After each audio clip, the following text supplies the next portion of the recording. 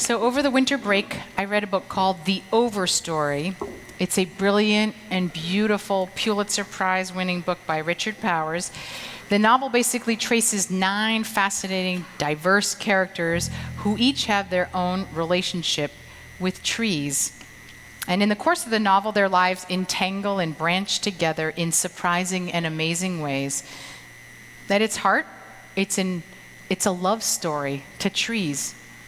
And it shifted my whole frame of reference about time and Mother Earth.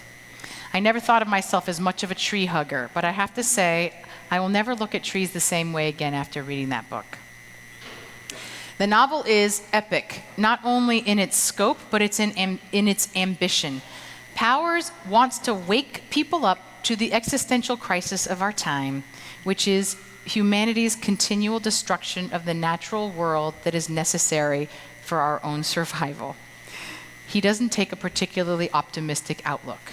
He writes, "The great cycles of air and water are breaking. The tree of life is collapsing. Things are going lost that have not yet been found, and people don't see it. The bill is coming, and we're not going to pay it. We're not going to be able to pay."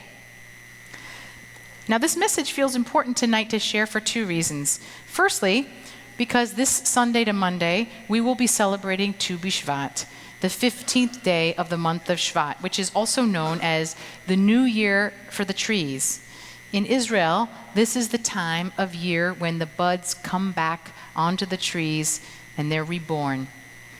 Just as our tradition marks the new year of our spiritual lives with Rosh Hashanah, BiShvat marks the new year of our environmental lives. It is our ancient tree hugger holiday, and it calls us to examine, how are we treating our tree of life? I can't say I'm super optimistic myself. Now, I went to Jewish summer camp among the redwood trees of Northern California, those glorious natural skyscrapers that can reach over 300 feet tall, and they can be hundreds, even thousands of years old. Today, 96% of America's redwood forests have been logged, so only 4% remain. And even if we try to replant, they will not regrow in my generation or even my great-great-grandchildren's generation. Did you know that here in the Northeast, that 99% of old growth forests have been cut down? The tree of life is collapsing, and the bill is coming, and we won't be able to pay. But it's not just BiShvat that makes me think that this is important to talk about tonight. Our Torah portion also sounds an alarm bell about our treatment of the environment. Now, I know what you're thinking. But Rabbi, it's Shabbat Shira, where we sing the song of our redemption. It's not a portion about environmental issues. Well, you're right about the fact that it's Shabbat Shira. But because we love the Song of the Sea so much, we often don't read the verses that come right after the Song of the Sea, which issue tests and warnings for us all about our use of natural resources. Just 3 days after we cross the sea, the Israelites find themselves in the wilderness with no water. They come to Marah, which only has bitter water. Maybe you hear in that word Marah, the place, it has the same root as our Passover bitter herbs, maror, right? So the Israelites start complaining. What are we supposed to drink?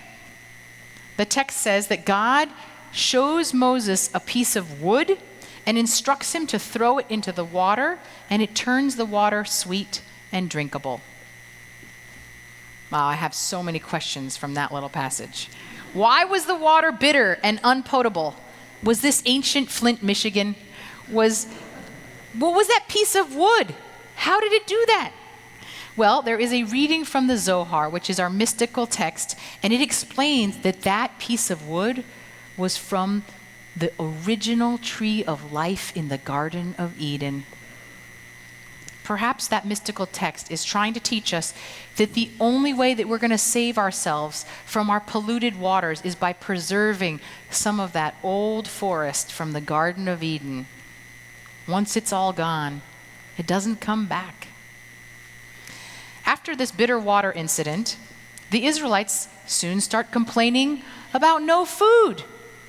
So the Lord says to Moses, I will rain down bread from the sky, and the people shall go out and gather each day that day's portion, that I may thus test them to see whether they follow my instructions or not. In response to the Israelites' hunger, God sends down manna every day from the sky. And on Shabbat, God promises a double portion, so they don't even have to bother collecting on Shabbat. Our rabbis read this text and they have one burning question. How is this a test? God is sending us manna from heaven. This is a gift. It's not a test. Well, the medieval commentator Rashi explains that the test is whether or not they will follow God's instructions to collect only what is necessary for that day. God recognizes that people often take more than they need. They hoard, even in the face of abundance. Recognizing and taking only what we need, this is the test. How well are we doing on that test right now? And the 11th century Spanish commentator Ibn Ezra has a slightly different take. He says, because we have to rely on God for the manna each day, the test is whether or not we recognize that this abundance is not ours, it's God's. Do we wake up and offer gratitude for the bounty of the earth? Or do we take our situation for granted and forget the source of it all? According to these commentators, the test of the manna from heaven is not one of scarcity or resilience. It is a test of our human desire for acquisitiveness, for hoarding, for possession in the face of abundance and plenty. Once we crossed that Red Sea, we no longer had to slave away for food. God was testing us to see how we were going to respond to privilege and bounty. Today, we have so much. How careful are we with our manna? Do we treat it like it belongs ultimately to God? Are we sufficiently grateful? So have I convinced you that Parshat Bashalach is also an environmental Torah portion? Not just about our freedom, but about our responsibilities. God tests us to see if we're going to treat our natural resources, our food and our water, our planet, with restraint, with gratitude, with reverence. That's the test for us, even today, maybe especially this Shabbat before BiShvat. How are we caring for our tree of life? How do we show gratitude for our many gifts?